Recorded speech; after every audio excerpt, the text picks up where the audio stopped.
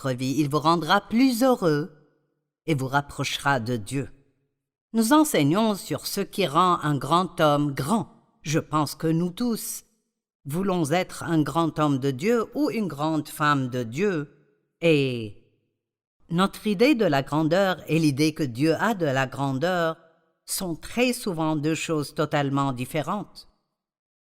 Du point de vue d'un être humain, la grandeur peut être votre statut social, le type de vêtements que vous portez, votre niveau d'éducation, les personnes importantes que vous connaissez. Mais ces choses ne sont vraiment pas ce qui nous rend grands. Jésus a dit que le plus grand d'entre vous doit être un serviteur. Eh bien, ce n'est pas très attirant pour la plupart d'entre nous parce que dans le monde, la servitude ou les gens qui disent juste servir, ce n'est pas considéré comme une position importante, mais elle est très importante pour Dieu. Jésus est venu et s'est fait serviteur. Maintenant, écoutez ceci. Jésus, qui est Dieu lui-même, est venu sur terre, a pris forme humaine et s'est fait lui-même serviteur. J'aime le fait qu'il s'est fait serviteur. Je sais que pour moi, je ne suis pas naturellement doué ou appelé au ministère de l'aide. Eh bien, je le suis, mais pas comme je devrais être. J'aime quand tout le monde m'aide. Mais je ne suis pas une personne qui, naturellement, dans le naturel, cherche ce que je peux faire pour tout le monde, mais j'ai appris à le faire exprès. J'aime beaucoup ce mot « exprès ». Et je pense que si nous devons obéir à Dieu, il y a beaucoup de choses que nous devons faire exprès. Arrêtons de penser que nous devons avoir envie de faire tout ce que Dieu veut que nous fassions. Peu importe que j'en ai envie ou non, si Dieu le dit, alors je dois le faire. Et si Dieu le dit, alors vous devez le faire. Et Jésus a donné un excellent exemple dans Jean 13. Aujourd'hui, nous allons voir que les grands hommes lavent des pieds. Eh bien, à l'époque biblique, les routes n'étaient pas pavées comme elles le sont aujourd'hui. Et les hommes et les femmes portaient des sandales. Et ainsi, alors qu'ils marchaient le long des routes poussiéreuses, leurs pieds devenaient sales. Donc, très souvent, lorsque vous alliez chez quelqu'un, il demandait à l'un de ses serviteurs de laver les pieds de ses invités. Ce n'était pas vraiment une expérience très agréable. Qui voudrait laver des pieds sales? Je dis, tu n'as pas besoin de me laver les pieds, masse-moi juste les pieds. Personnellement, j'aime le massage des pieds. En fait, je sais que Dieu est bel et bien vivant, car après avoir été marié à Dave pendant 54 ans, et lui avoir demandé plusieurs fois de me masser les pieds, et il me disait non, parce que ce n'est pas quelque chose qu'il aime faire. Il y a environ une semaine, j'étais assise dans mon fauteuil en train de travailler, et sans que je lui demande, il est venu et il m'a frotté les pieds. Et puis il a embrassé l'un d'eux, et j'ai pensé, eh bien, c'est si gentil. Je suis encore un peu choquée. Nous devons être disposés à servir les autres et à faire des choses que nous n'aimons pas particulièrement faire nous-mêmes, mais des choses qu'ils apprécieraient. C'est ce que signifie servir les autres. Vous faites pour eux ce qu'ils aiment, pas ce que vous aimez faire. Et je dois demander ce que j'ai demandé hier. Que faites-vous pour quelqu'un d'autre? Nous voulons tous être heureux et vous ne pouvez pas être égoïste et heureux. Donc, je crois exprès. Honnêtement, c'est l'un de mes mots préférés. Exprès. Nous devons faire des choses pour les autres chaque jour de notre vie. Et donc, parfois, il faut y penser. Que puis-je faire pour cette personne? Comment puis-je être une bénédiction pour cette personne? Jésus était certainement un grand homme, personne ne pourrait nier ceci. Et Jésus a lavé les pieds des disciples. Quel merveilleux exemple! Jean 13, 3 à 17. Jésus savait que le Père avait tout remis entre ses mains.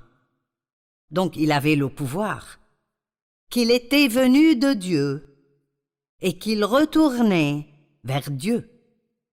Donc, d'abord, nous devons réaliser que Jésus savait qui il était. Il savait d'où il venait et il savait où il allait. Il était vraiment confiant. Et nous ne pouvons pas servir les autres à moins que nous sachions qui nous sommes en Christ. Si vous êtes insécurisé, vous voudrez une sorte de position élevée pour vous sentir bien dans votre peau.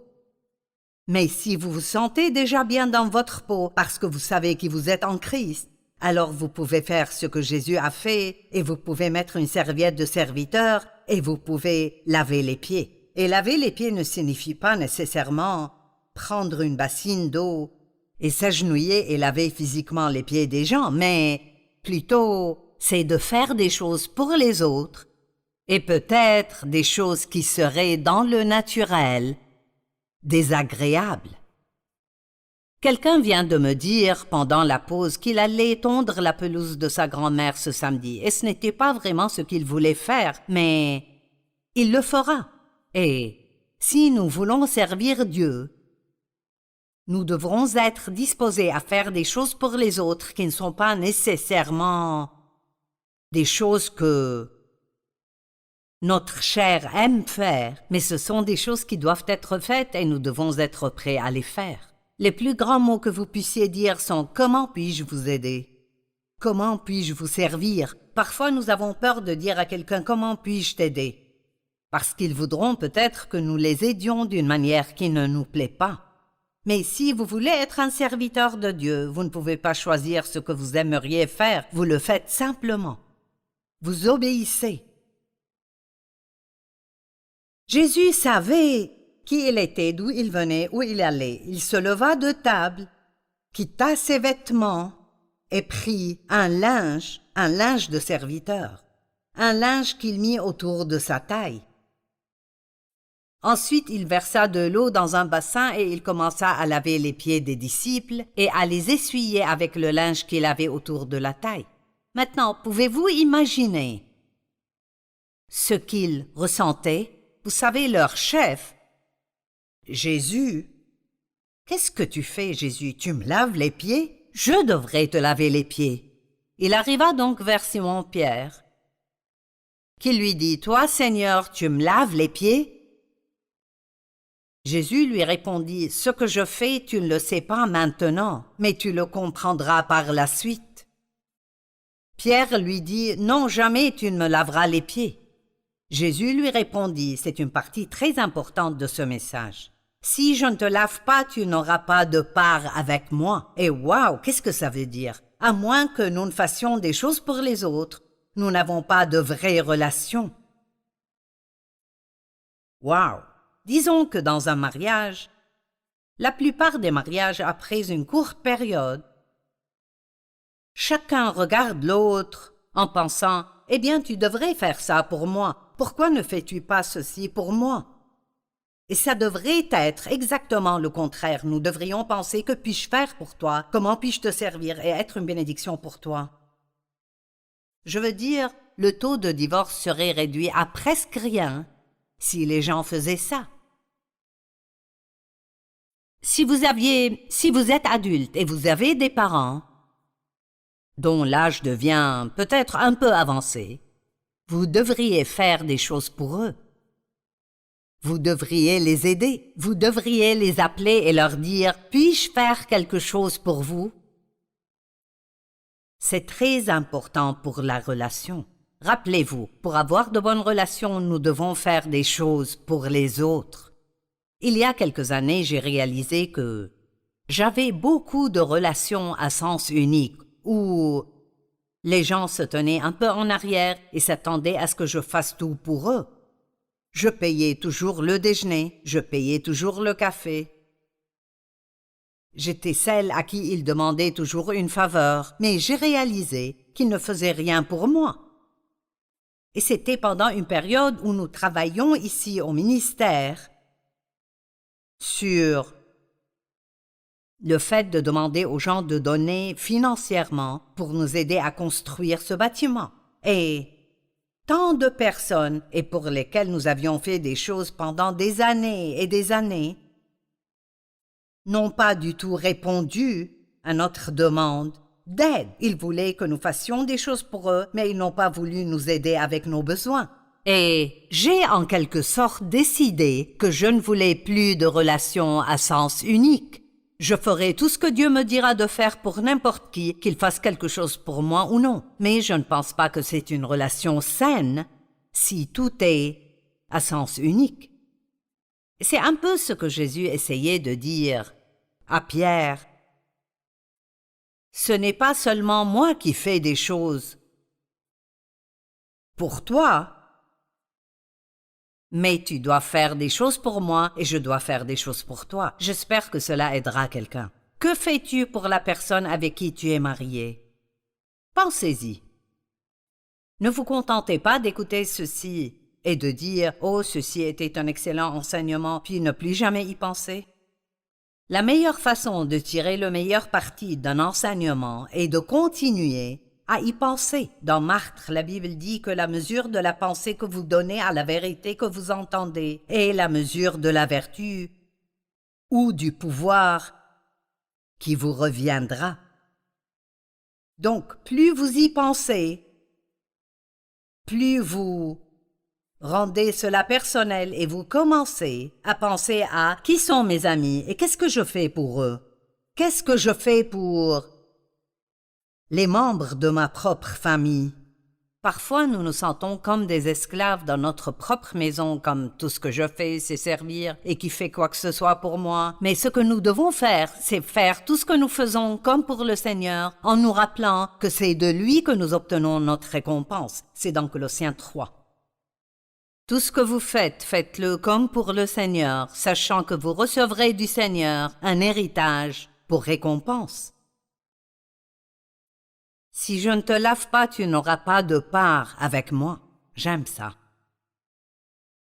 Simon-Pierre lui dit, « Seigneur, non seulement les pieds, mais encore les mains et la tête. » Jésus lui dit, « Celui qui s'est baigné n'a besoin que de se laver les pieds pour être entièrement pur, et vous êtes purs, mais pas tous. » Et il parlait de Judas dont il savait qu'il allait le trahir. Mais j'avais une question dans mon cœur à propos de cette déclaration.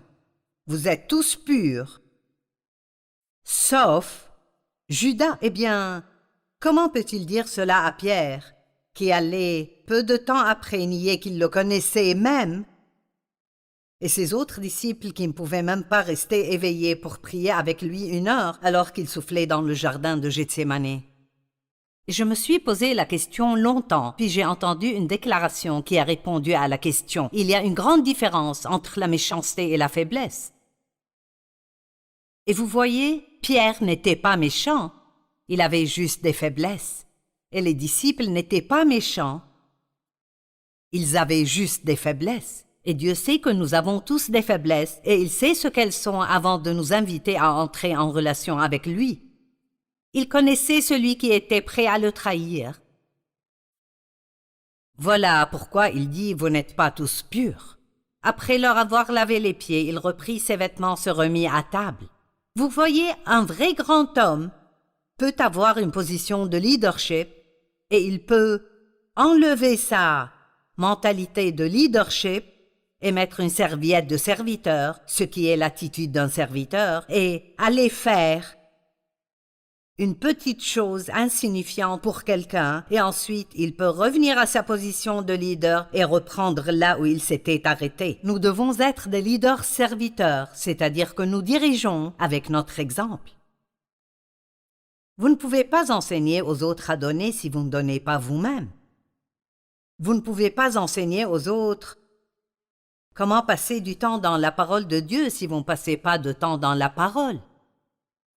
Si vous êtes un enseignant ou un leader dans le corps du Christ, demandez-vous toujours, est-ce que je fais ce que je dis aux autres de faire? Vous m'appelez Maître et Seigneur, et vous avez raison, car je le suis.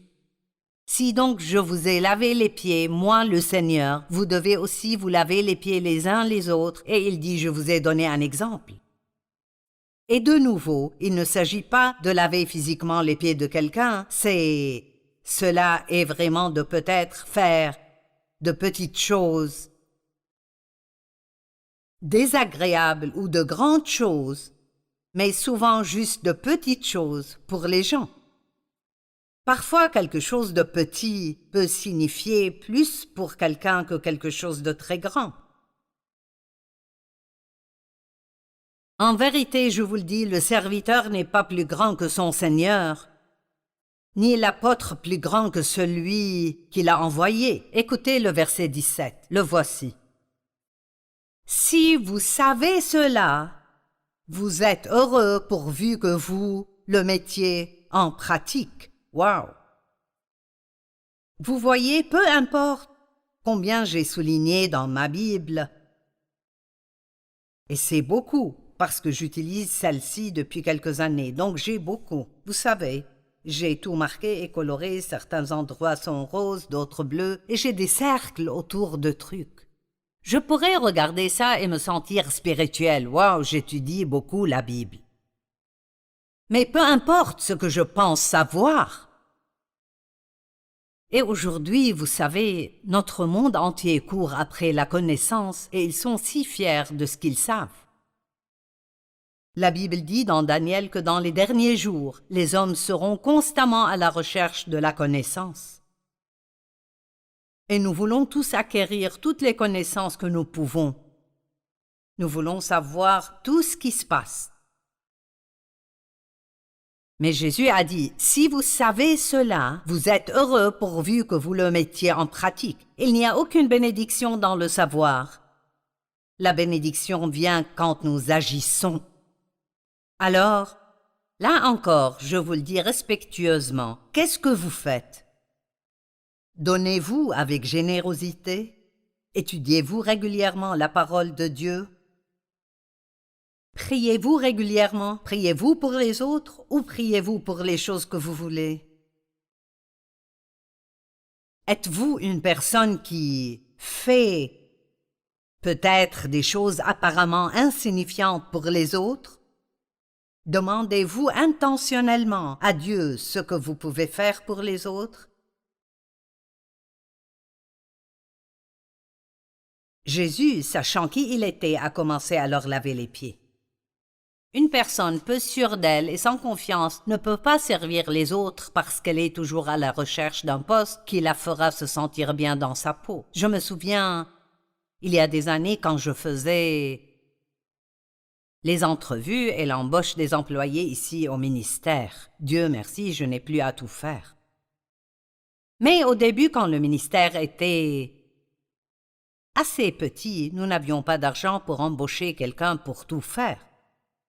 Dave et moi, nous faisions tout. Nous lisions le courrier, je m'asseyais devant ma petite machine à écrire et répondais au courrier. J'interviewais tous les candidats à un emploi et je me souviens d'une personne qui était assise dans mon bureau et elle voulait juste savoir quel serait son titre.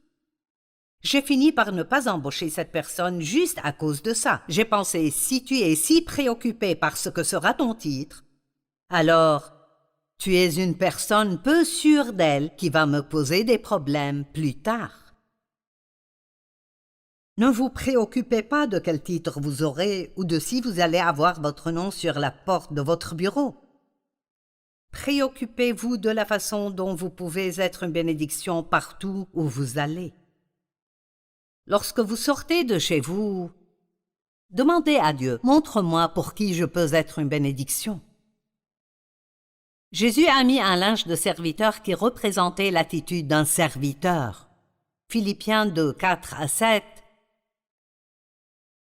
Que chacun de vous, au lieu de regarder à ses propres intérêts, regarde aussi à ceux des autres. Cela ne veut pas dire que nous ne pouvons pas faire de choses pour nous-mêmes.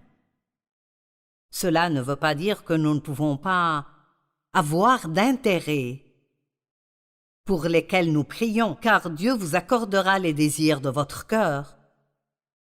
Et presque tous les matins quand je prie, je dis à Dieu certains des désirs de mon cœur et je l'attends pour répondre à ses désirs. Mais je lui demande aussi ce que je peux faire pour les autres. Et il dit ici, ne vous contentez pas d'être simplement ou seulement intéressé par vos propres intérêts, mais que chacun de vous pense à ce qui intéresse l'autre personne. L'une des façons de servir quelqu'un est de lui parler de ce qui l'intéresse. Pas seulement de ce qui vous intéresse, mais de ce qui l'intéresse. Une autre façon de servir quelqu'un est, disons qu'il est bavard, qu'il aime parler et vous n'êtes pas quelqu'un qui aime vraiment écouter beaucoup de choses qui ne vous intéressent pas. L'une des façons de servir quelqu'un est simplement de se taire et d'écouter, de le laisser parler. Un de mes enfants, l'autre jour, était avec quelqu'un qui adore parler. Et il m'a dit, c'était drôle. Je l'ai laissé parler toute la journée et il était vraiment aux anges quand nous nous sommes quittés. Pour certains, la meilleure chose que vous puissiez faire pour elles est de les écouter. Tout le monde a un langage d'amour et c'est bien de découvrir ce que sont ceux des autres. Se sentent-ils aimés lorsque vous leur offrez un cadeau ou quand vous leur donnez du temps? Se sentent-ils aimés quand vous les prenez dans vos bras? Comment se sentent-ils aimés? Nous voulons généralement donner aux gens ce que nous voulons recevoir, mais nous devons découvrir ce que les autres veulent et leur donner ce qu'ils veulent. Dans vos relations, que votre attitude soit identique à celle de Jésus-Christ. Lui qui est de condition divine, il n'a pas regardé son égalité avec Dieu comme un butin à préserver. Il était égal à Dieu parce qu'il était Dieu. Mais il n'avait aucun problème à mettre cela de côté et à assumer le rôle de serviteur. Mais il s'est dépouillé lui-même, en prenant une condition de serviteur en devenant semblable aux êtres humains. Il se souciait de bénir les autres et nous devrions le faire aussi. Jésus s'est dépouillé lui-même, j'aime ça. Il n'était pas préoccupé par sa réputation. Quelqu'un qui ne fait que servir d'autres personnes pourrait penser que cela nuira à sa réputation. Les gens penseront qu'il n'est pas important. Si vous savez déjà que vous êtes important pour Dieu, alors vous n'avez pas à vous soucier de ce que les autres pensent de vous. Nous perdons tellement de temps à nous préoccuper de ce que les gens pensent de nous ou de ce qu'ils disent de nous. Si vous savez qui vous êtes en Christ, ne vous souciez pas de ces choses. Il s'est dépouillé lui-même en prenant une condition de serviteur, en devenant semblable aux êtres humains. Il ne se souciait pas de sa réputation, il se souciait d'aider les autres.